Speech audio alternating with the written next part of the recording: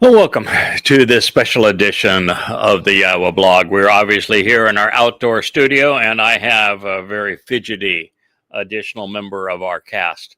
This is Cara. Yes, and she is very, very cute. So we are going to resume where we left off in our last program. This was therefore a review of the 29th chapter of Devarim, Deuteronomy. It was fascinating since this is the first introduction of the individual who operates according to God under the title of Ha-Nakri. It means the observant foreigner. And he had a lot to say about the arrival of this man and his work on behalf of this mortal remnant of Israel. But after he finished that narrative, he would also say, speaking of the rest of the Jewish population, that their purpose has become negated. No one, he said, exists among you at this time.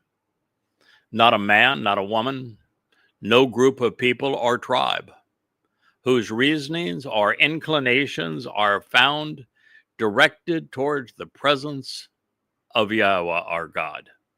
That really is a devastating statement, isn't it? That means that of all of the children of Israel during the Exodus, they started off with 600,000. That means that since Hebrew verbs are liberated in time, so it speaks of all time, that among the children of Israel, there was nobody who was inclined to listen to Yahweh, to be directed by Yahweh. And I see this every day that I participate on social media, whether it be on X or on Facebook, and we listen to the rabbis babble on about the Zohar and Kabbalah and in Judaism. They never mention Yahweh. All they care about is what Kabbalah says and what the Zohar says and what the Talmud says and what rabbis say. There's not any one of them that are directed towards the presence of Yahweh or even the reasoning or inclinations of Yahweh, which of course explains why Yahweh had to restore his name, his beloved son's reputation, the purpose of the covenant and the intent of the Mikra through an observant foreigner. He says to them, they are going after approaching, worshiping, and serving the gods of the Gentile nations. What he is saying is that rabbis would not only create the most popular Gentile religions. Rabbis are solely responsible for the religion of Christianity and of Islam, in addition to Judaism, and that this is a very serious problem. I don't want the little one jumping off the desk. It's a long jump down for a dog of this size. So if you want to play around there, little one, I'm going to have to set you down. That's okay. That's okay. There we go. So that's what they've done. God has expressly warned them not to follow in the religious and political ways of the Gentiles. And the rabbis have definitely done that, creating a very religious and politicized religion and a society, a community where Jews are so identified with the religion of Judaism that most people can't tell them apart. Where does Judaism end and being Jewish begin? And this is the very thing that God said, don't do. So he would continue, negated and without a purpose. There will be among you a root bearing that which is infuriating and noxious, cursed, poisonous, and embittering. The Devarim words should never have been called Deuteronomy 29:18. God's going further than saying, you're useless as people. You've sidelined yourself. There isn't a single Jew who is even worth talking to. you're poisonous, you're toxic. But he said that beyond just following in the ways of the Gentiles and becoming religious, if you will, mixing politics and religion together, that you're going to have a poisonous and toxic root, an embittering nature. And of course, during the entire Exodus, the Jews of the Exodus were embittered. They turned on Moshe to the extent that Moshe actually told God, you might as well just kill me because I can't do this job. In fact, no one can do this job alone. And Moshe was right in that regard. The job is impossible, and particularly impossible for one person. And therefore, to accomplish this, God would need to work through many people for a prolonged period of time. And otherwise, it could not have been achieved to get his wayward people to return back to him. And yet, this is indeed where we are. So, as we read through these things, what we come to know is that after Solomon, David's son, there was only a handful of prophets willing to listen to and speak for Yahweh. And following Malachi, there were none. From then to now, over the span of more than 2,500 years, there has not been anyone, not a single Yehud, willing to listen to, engage with, speak for Yahweh.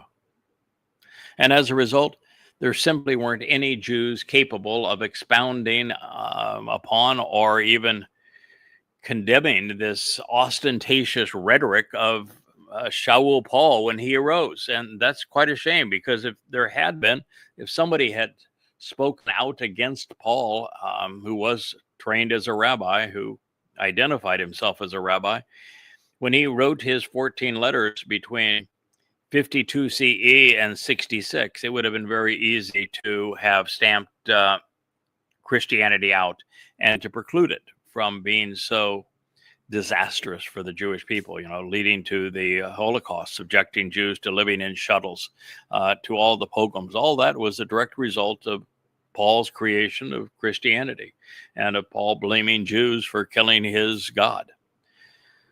Unchecked, this evil man became so enamored with the most beastly expression of the ways of the Gentiles, he actually accepted a Roman name, Paulos, of course, eerily similar to Apollo. Then, in the preeminent account of his new religion, he wrote in a book named for the Romans that everyone should submit to the Gentile nation and obey its government as if they were serving God. And guess what that led to? The Roman obliteration of the temple in 70, and then the destruction of Yehuda and the diaspora in 133. Even the renaming of the land, Philistina. Doing so, a court put Paul in irresolvable conflict with Yahweh, his Torah, his covenant, and his people. Now, had Yehudim not neglected their purpose as Yahweh's witnesses and prophets, Paul's New Testament would have been laughed out of existence. It is absurdly stupid. Had Yehudim not turned away from Yahweh and promulgated all manner of myths, neither Christianity nor Islam would have taken root or spread. And if you count socialist secular humanism, Marxism, if you will, among mankind's belief systems, Jews can be found at the root of each of their most menacing foes. If this next statement were not so sad, it would be humorous, since religious Jews are notorious for saying Shalom Aleichem, peace be unto you. Yahweh has them muttering what they crave, but do not have. Haya Shalom La Ane, peace be upon me. Then, recognizing that Orthodox and conservative Jews, under the spell of the rabbis, have become stubbornly adversarial in their halakha, walking in the Jewish laws, God is calling this practice sharuth, adversarial and uncooperative, recalcitrance, if you will. So if you are Jewish, let this sink in. Those who claim to speak for God are only speaking for themselves. Not a one knows Hashem. And if you want to know him, walk away from them. Distance yourself from the rabbis and from their ilk. And it shall come to be, when he hears the account and record of this binding agreement and promise, he will actually commend himself in his judgment, saying, "Peace be unto me, though I walk in the adversarial stubbornness of my heart." As a result, those who are fully immersed are destroyed, along with those who are thirsting, wanting more. Devarim words 29:19. There literally is no hope for the overtly religious Jews. The Haredi will never find the shalom they desire. And sadly, those adorned in black suits and black hats have cast a very dark shadow over those who are still thirsting for the light, for knowledge, for truth. And it's hard in Israel to get a word in edgewise. This is what we've long suspected, indeed known, but it is nevertheless exasperating to read. Yahweh isn't going to forgive the religious. God doesn't want to forgive the religious. He will not invite anyone into his home who has excluded him from theirs. And those who have blotted out every mention of God's name will find themselves blotted out of God's memory.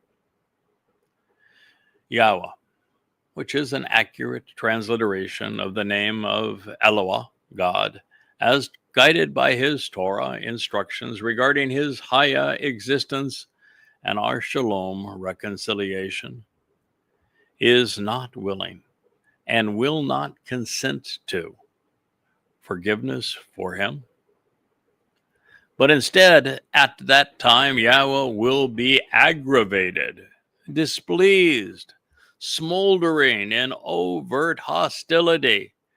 God hates religion, and his passion and desire will be against that individual, such that all of the agreed upon and mutually binding promises written in this book will come to haunt him. Yahweh will blot out his name from under heaven. Devarim words 29:20. If you're religious, God either does not know you or hates you. The determination of which it is, and that is a huge difference between the two. If you are one who is beguiled by religion, you're one of those who just goes along because it's part of your culture, you were born into it, your dad or your mom encouraged you to be part of it, then that's one thing. Your soul will simply cease to exist. Your name will be blotted out for sure, but there's no penalty and no reward. If you are, however, among the rabbis and those posting online talking about how great the Zohar is, Kabbalah is, Judaism is, the Talmud is, well, then you're in serious trouble, because your name will be blotted out, but your soul will not have the luxury of dying. It will spend an eternity in Sheol. Well, in this testimony, the unforgivable sin has been further elucidated. For our edification, this comes in conjunction with Yahweh exposing and condemning religious behavior. As we have long suspected, those who have removed Yahweh's name from his book will have their names removed from the book of lives.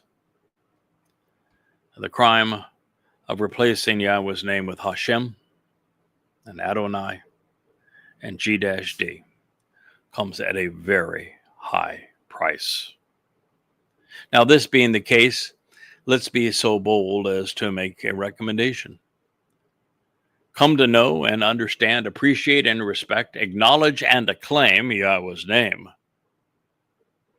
and never utter Jesus Christ, Hashem, or the Lord again in conjunction with God, unless it is to dispel the egregious nature of those myths and errors. Should you choose not to embrace this advice, then I want you to be aware. And then Yahweh will disassociate from him.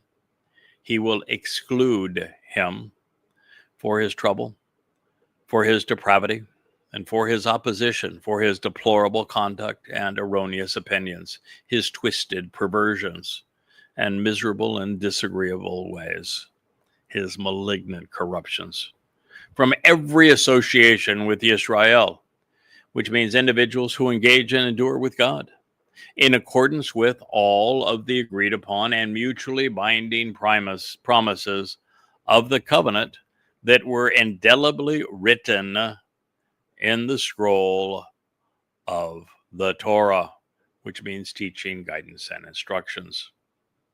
Devarim words should never have been called Deuteronomy 29:21. When disassociated from Yahweh, it is indeed a badal, a bad state of affairs for all who suffer this fate. They will have their souls destroyed, squandering their potential, or worse, be sentenced to an eternity in Sheol. Such are the wages of opposition to God for those who advance twisted perversions of his testimony. In this particular statement, Allah is one of many Hebrew words with a dark and light side. It is a binding promise, a solemn oath, and a public pronouncement, even an exchange of vows.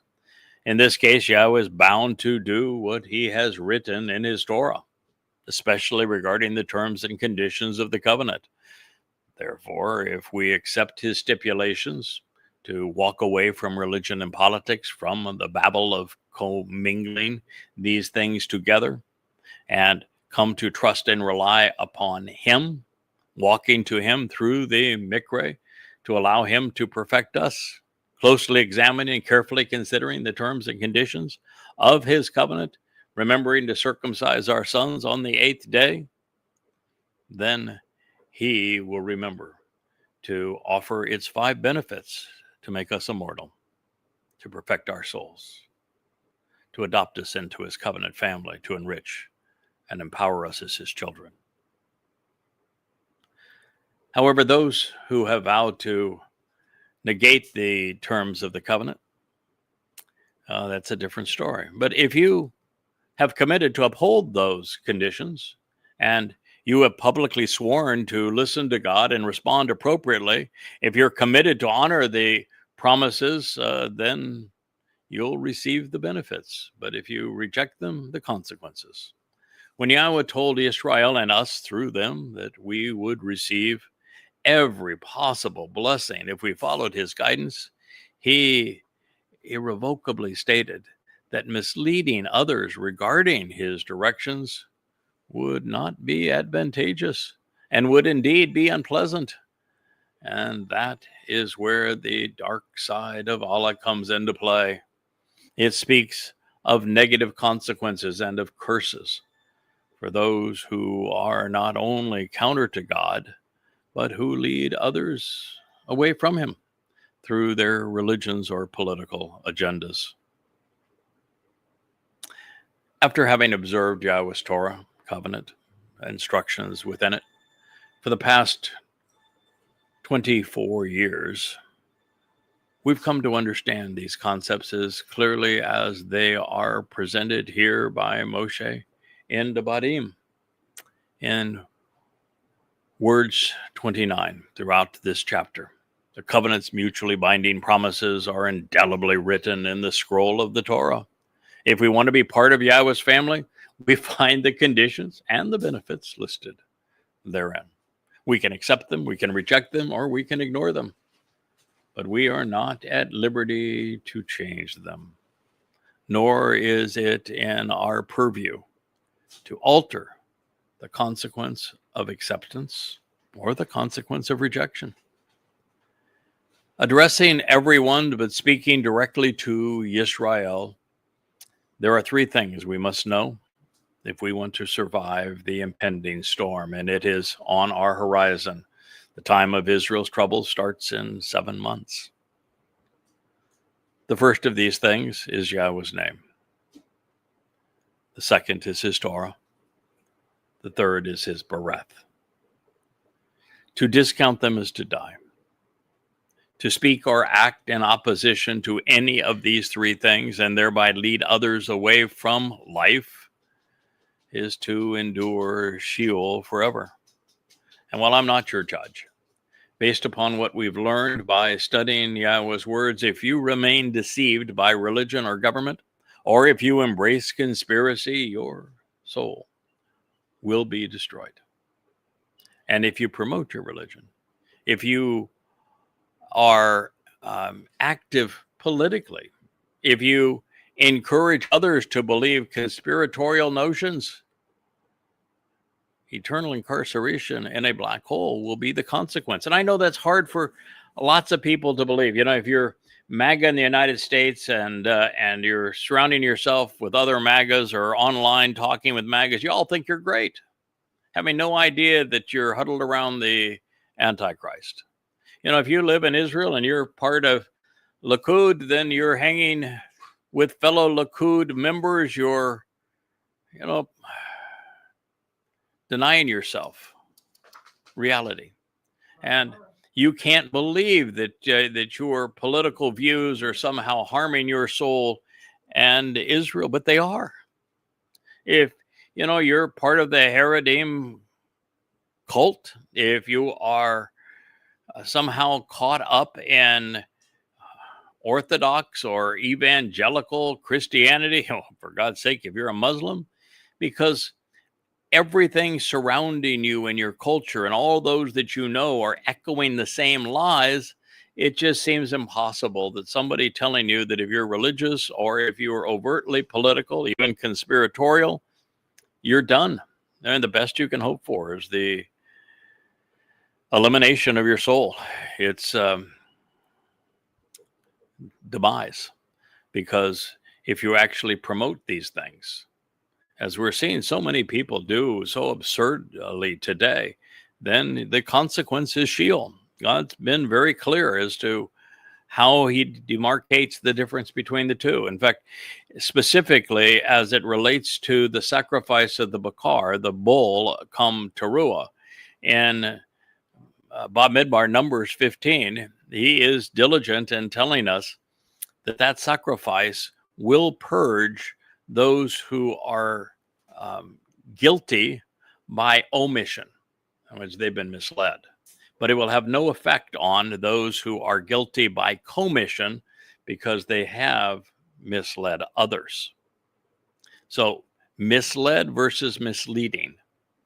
I know that I'm speaking to those who are way too far gone to benefit at this point, but the most recent post by those advocating Spirit Mom was so disgustingly misleading and so errant that you hang with that group, you will have written your own ticket to Sheol, because it is quite evident that you are not only wrong, but you're actually creating a new religion. Now, this has been a rather remarkable introduction to the mindset of the right-minded, but misguided Israelites and Goy throughout the ages. And it takes us right to our time and to the influence of Hanakri, this observant foreigner. And he is here for Yahweh's children, as promised. It appears that it's going to take a considerable amount of effort, and an outsider indeed, according to Yahweh, to get Israel's attention at long last, that and undue suffering. And perhaps that is why those who stand with Israel have been invited to participate in the covenant. Those who long ago introduced us to Yahweh now need one of those distant beneficiaries to point a stiff-necked Yisrael back in the right direction so that they can return to Yah. And that is indeed the message of the 29th chapter of Devarim. And yet, When presented before an audience that witnessed these plagues, Yahweh deployed against Egypt to free his people from such religious and political coercion and economic and military domination. Well, it's likely that the devastating anti Semitic consequence of mankind's most malicious conspiracy, which is now blame the Jews. That's the primary theme these days on X, and to a smaller degree, I guess, on Facebook, but certainly a dominant theme on X. It's going to serve as a motivating factor in getting the chosen people's attention. The world has targeted them, and the best we can hope for is that we get their attention and that they listen before it's too late. So this is what we should expect. Yahweh's testimony in the Torah, Nabe wa Mizmor, has been available for thousands of years. And yet in all of that time, there wasn't a single receptive Yahud, through whom Yahweh could communicate to his people, not at any point in that time. Now, keeping in mind that Ha-Nakri is defined in the books that we are translating as someone who is Asher, properly guided, who is Kum, who stands up as others bow down, and who is Nakar, observant, closely examining and carefully considering Yahweh's words, exploring what God has revealed in the books that he has inspired. So he's become a lot more than just a fellow holding a lamp along the way. He is now shouting, pay attention to what Yahweh has to say. Now, Israel, unfortunately, has returned to captivity. They've gone from Mitzrayim into Babylon, Babel. As Yehudim are harassed and oppressed by nations, much of which is their own doing, the other is of religious persuasion. But they created the three most popular doctrines, rabbis did, that are haunting them.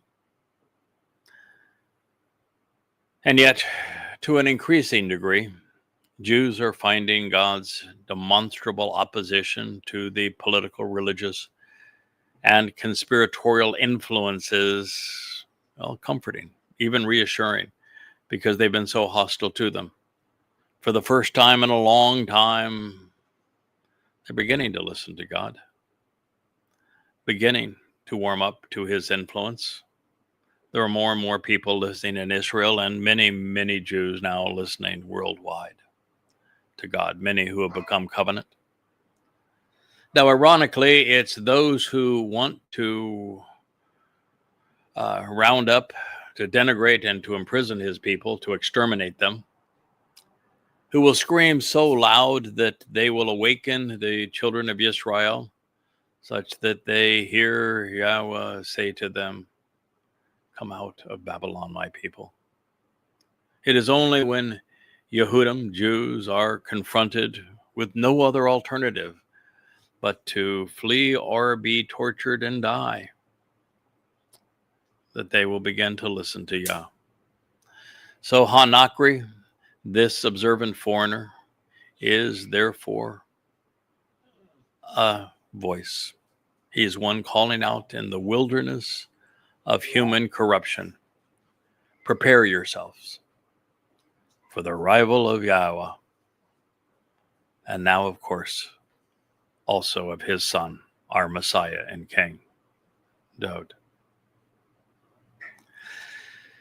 So then the last generation, Ha-Dor Ha-Akaron, those descendants dwelling at the end during the latter days, they will make a profession and a promise. They will choose to declare at that time, expressing their desire in words, answering with the intent to be informed. Your children led along the correct path to receive the benefits of this relationship, Asher, will rise up finally and take a stand during a distant time from yours, because Ha-Nakri, the observant foreigner, this discerning individual who pays close attention, carefully examining and thoughtfully considering so as to recognize and acknowledge this, a man of unrelated ethnicity who still will notice and come to perceive, who will know, regard, and respect what he discovers, becoming acquainted with the individuals and information that matters. He will come, Bo. He will arrive. He will indeed pursue this. And he will arrive from a faraway place in a distant time. So then they will see and perceive that which is plaguing this land, the evil disease, and overcome the impairment, which is so grievous, which now necessitates intercession to resolve the sickness, precluding the benefits associated with the relationship that Yahweh intends. What a stunning adjunct to Debatim words. Should never have been called Deuteronomy 29. This is 29:22. As clearly as words allow. And it's just stunning that, Jews will misappropriate a passage on a tzitzit and think that they're supposed to have a tassel that dangles from their side, and will wear it religiously when it's supposed to be a tiny blue flower inside of a garment, not to be seen by anyone but them. They'll put a box on their head and another one on their arm. They will count their steps during the Shabbat. They will do all manner of things, thinking that, they're being Torah observant. And here the Torah in the 29th chapter of Debatim is telling them that there will be Ha-Nakri. And this Ha-Nakri is for the last generation, and yet they await an unknown unknown Messiah. Why aren't they listening? There's no Messiah in the Torah. Oh, it speaks of the man who would be anointed as the Messiah, as Dode, but there's no Messiah in the Torah. But there is a Nakri, a Ha-Nakri. So why are those who claim to be Torah observant so much in denial over this? Do you hear any Jews saying, you read the Torah, and it says clearly, and in fact, the entire chapter of Debatim, Deuteronomy 29, tells us that we should be anticipating the arrival of Ha-Nakri, this observant foreigner, for the last generation. No. But they speak of a unknown Messiah when Messiah is not mentioned in the Torah. They speak of rabbis, and rabbis aren't mentioned in the Torah. They speak of phylacteries, these boxes they put on their head. They're not mentioned in the Torah. They speak of Kabbalah. It's not mentioned in the Torah. They speak of Judaism. It's not mentioned in the Torah. But Ha-Nakri is. Why don't they pay any attention? And it's specifically timed to the last generation, which is right now. We are just 7.5 years removed from year 6000, 2033. So then the last generation will make a profound profession. Your children, led along the correct path to receive the benefits of the relationship, will rise up and will take a stand. And that is what's needed. They will do so during a time distant from yours, because Ha-Nakri, the observant foreigner, He will come. He will arrive from a faraway place in a distant time. They will be standing around the Temple Mount. They will do so on a day that is unknown in Judaism or in Jewish culture, Teruah, because they've changed it to Rosh Hashanah, ahead of the Babylonian New Year. And so, one less mosquito in the world. Excuse me for my marksmanship, but I don't like them. This HaNakri will offer his life, his Bashar body, for them. He is the man from Edom. He is the final Zeroah. He is Dod's Bashar herald. He is the long-awaited Choder. And he will come from a faraway place in a distant time for the last generation of Israelites who will finally take a stand and be accounted for. It's an amazing prophecy. It's an explicit prophecy. And so then they will see what has been plaguing them and plaguing this land, the evil disease and overall impairment, which is the sickness of religion. It's that which grieves, necessitating this intercession, which is why HaNakri will offer his life for the benefit of this final remnant on Teruah in year 6000 Yah, the 24th of September, 2033. So egregious what Judaism has done to Jews. But it's going to have a resolution. Well, when we consider this, we now know why Solomon spoke to his people about the arrival of a Nakri during the last days. We now know why he didn't have to identify who the Nakri was, because he had already been identified in the Torah. This explains much of what Dod's son had to say about this observant foreigner at the dedication of the house for Yahweh's name. There really are very few distinctions more vital to one's mission than having been prophetically introduced by Yahweh, inspiring Moshe to include the prophecy in the Torah, especially in conjunction with the intent to heal the rift that has estranged Yisrael from Yahweh.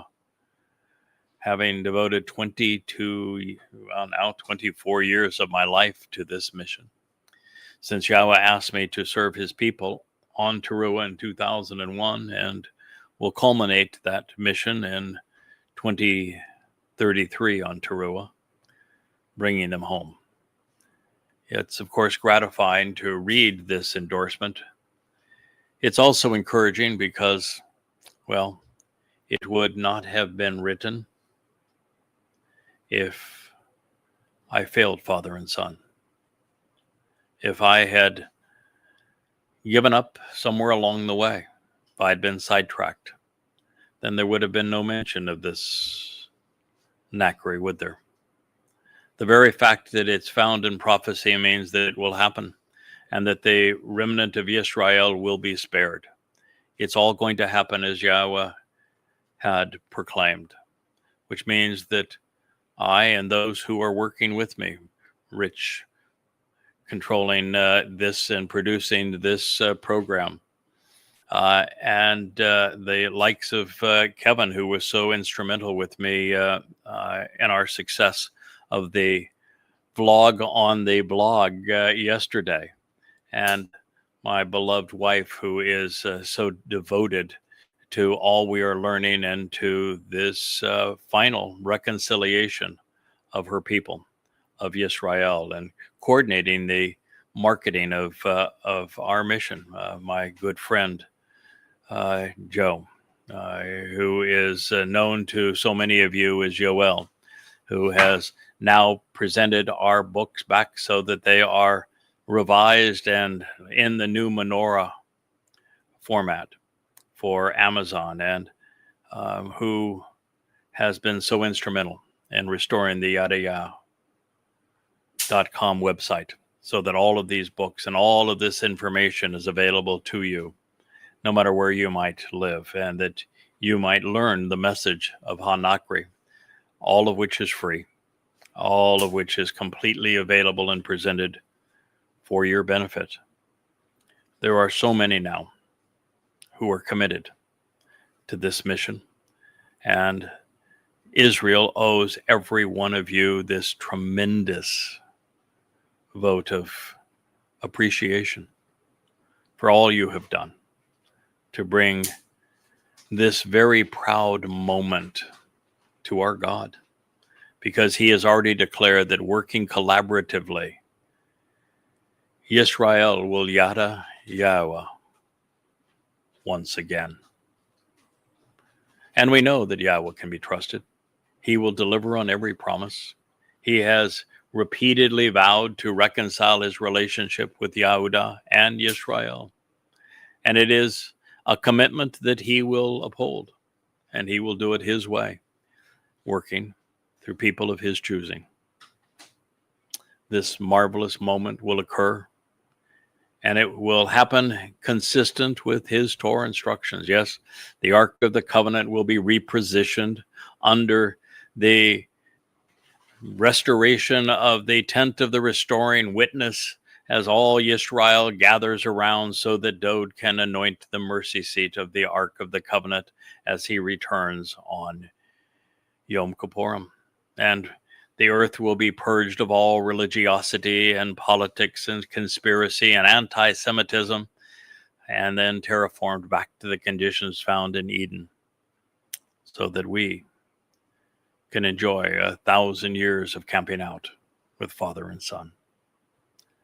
It will all happen just as he has said, and there will be no exceptions, even among his people, led to the correct path. In the end, they will finally rise up and take a stand against all of those who have opposed them and misled them, and they will cheer Yahweh as he expunges all of those who are hostile to them from the earth, including rabbinical Judaism, that has been the worst and most embittering foe of God's people.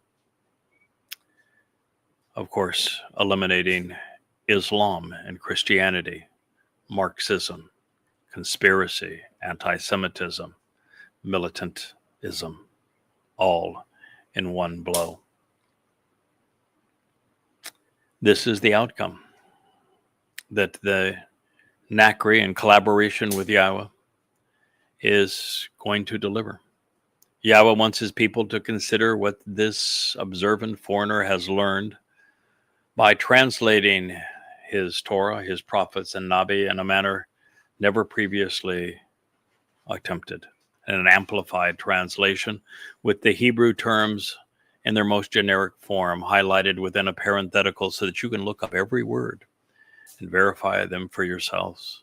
And with a man who has been gifted with the seven spirits of Yahweh, so he has unique discernment, the ability to make the connections, to understand and deliver thousands of previously unheralded insights that you might understand who Yahweh is and what he is offering, as well as what he expects in return.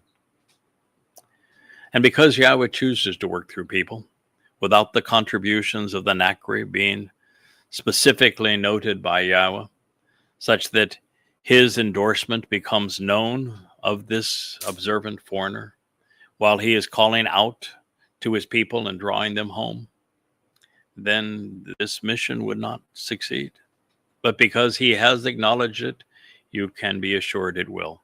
The only question is, will you be among the recipients?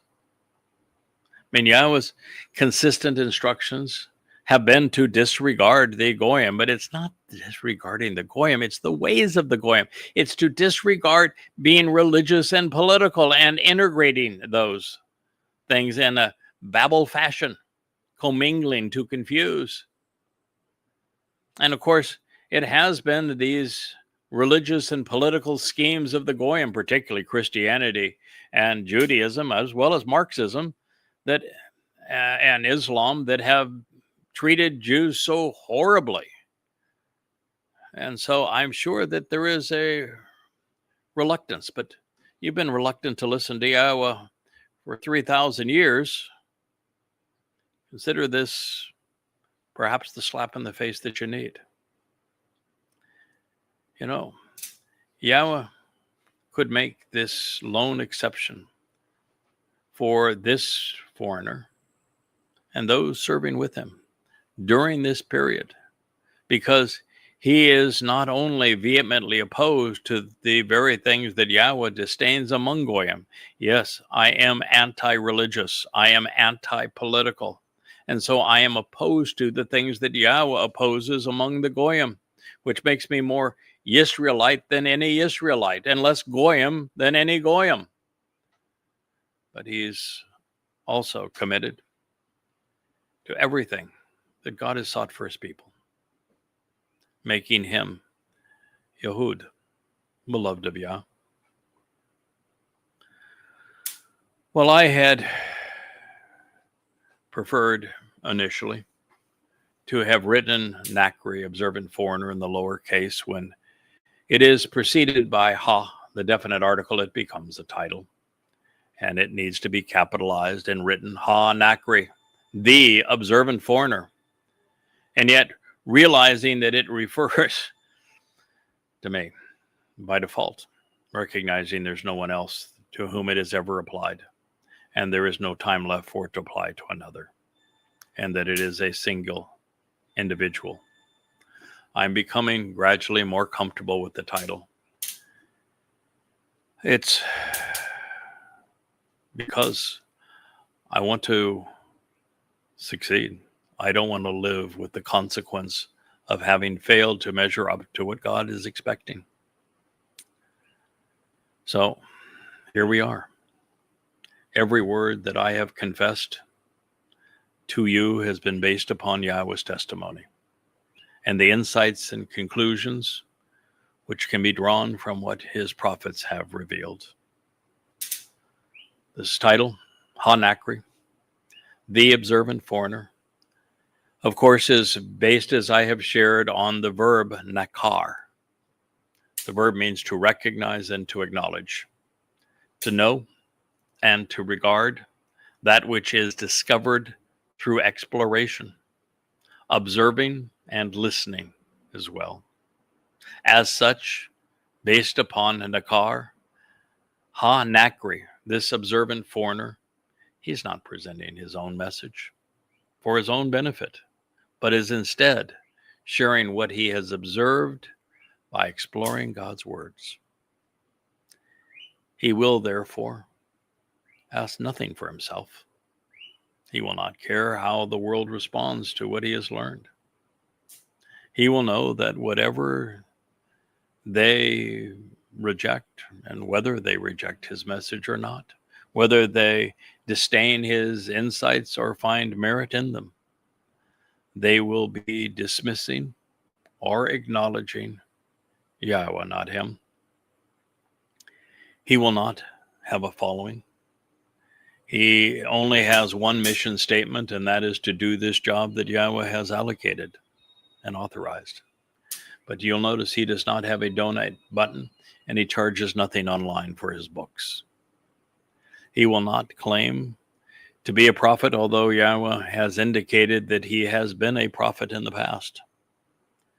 Nonetheless, it would be wise to read and to listen to what he has discovered by studying the presentation of Yahweh's prophets in an introduction to God, throughout the 9 volumes of Yada Yahweh, throughout the 5 volumes of observations, of course, through the 3 and soon to be 4 volumes of Coming Home.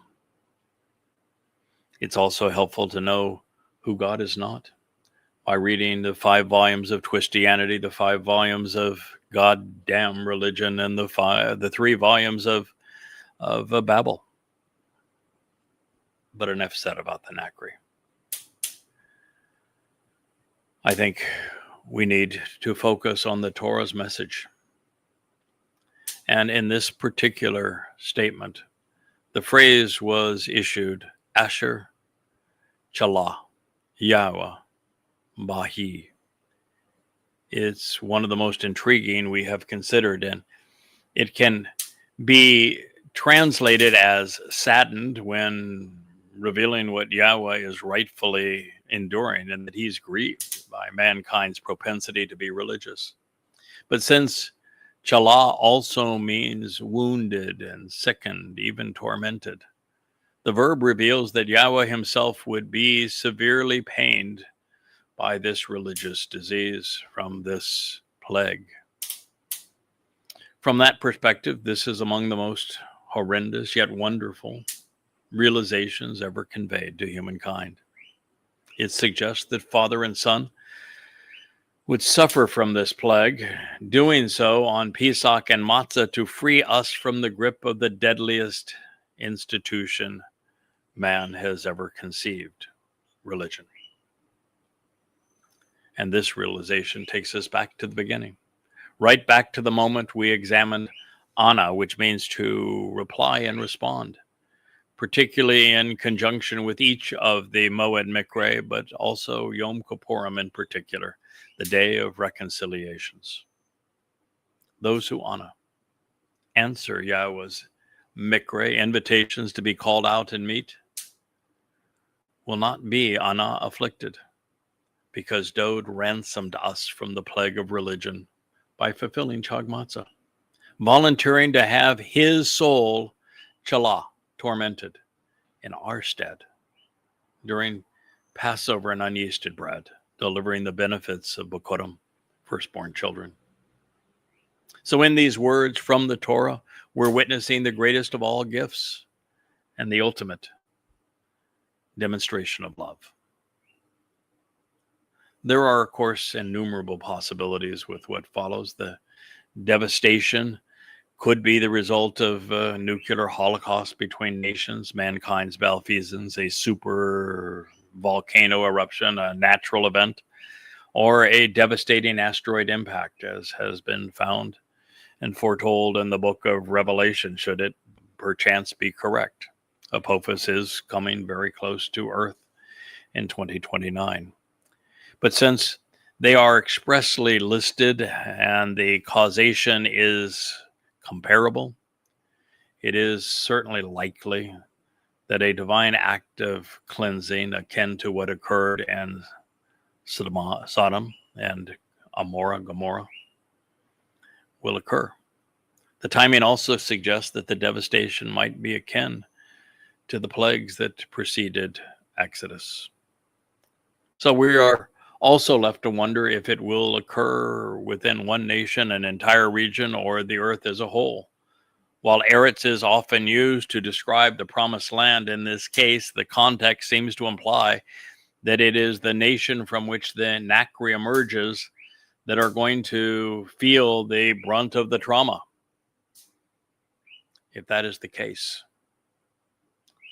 the reason could be the reminiscent of the Egyptian recalcitrance towards freeing their Jewish captives. The nation that currently benefits the most from Jewish inventiveness and industry is the United States, which not so coincidentally is where most non-Israeli Jews live. And so I will end with this statement, and we'll pick it up again in our next program from the Ocean Studio. It reads, brimstone, with its purifying blue light and salt, will change the composition, but not consume this entire country. Nothing will be sown, and nothing will sprout up. And along with all of this vegetation will no longer rise, similar to the destruction of Sodom, scorched, and Amorah, the manipulative and tyrannical, of Adamah, the reddish ground, and Seborim, the swelling of the adulteress, which Yahweh has destroyed. in his resentment and in his hostility. The Body Words 29:23. That'll be an interesting place for us to return because there's so many insights here worthy of our consideration. But this is a rendezvous with our future. It's going to be an exceedingly rough ride between now and the time that our Messiah Dode returns on Kippurim in 2033 and Yahweh restores the earth to the conditions of Eden. And we have a lot to accomplish and a lot to learn and a great deal to share. So I thank you for listening to this edition of The Voice from our Ocean studio. Good night.